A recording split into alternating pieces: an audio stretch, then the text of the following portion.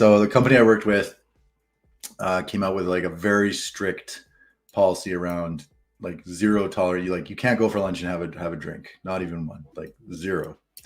Okay, fine. But people still go out for lunch and they still have one beer or whatever. Like, was fine, right? And this group was pretty cliquey, but I got invited. I went along. There's like 12 people, a big table, whatever. And like I had a beer, other people had a beer, just like one with your burger or whatever. And then we went back into the office, started working, and then I had to go talk to one of the leadership. And the way the floor was set up, all the leadership were like down one hallway, right? They called it like the West Wing. All of the leadership were down one hallway. Everyone else was like somewhere else. And somebody saw me go there and then walk out and go back to my desk. And I was doing some work. Like, it was legitimately there to do some work. And a week later, I heard from somebody through the grapevine that people were saying that I had gone and told leadership that people had been drinking at lunch. And I was like, I had a drink. Like, I was there. Like, how am I not a part of your group?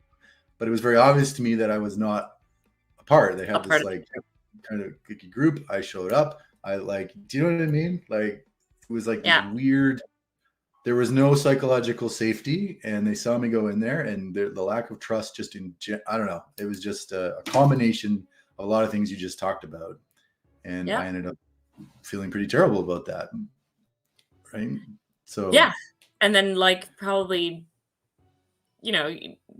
all of this is happening and you should be working, but you're like frustrated with what somebody said, and like there's all this gossip happening, blah blah blah. And cliques can be very toxic.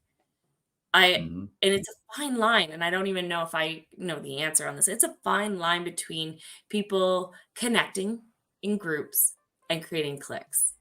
But I think what it is that connecting in groups is always welcoming and inviting anybody who wants to join, right? And still connecting and doing their thing, right? People might come and go out of that group, but the clique was like you were ostracized. Yeah, right? And I think cliques often form around one or two individuals that are toxic to the culture. They are like highly influential people that are like not interested in the organizational culture and creating their own little like group. So, there's tricky things to watch out there for, right? Yeah.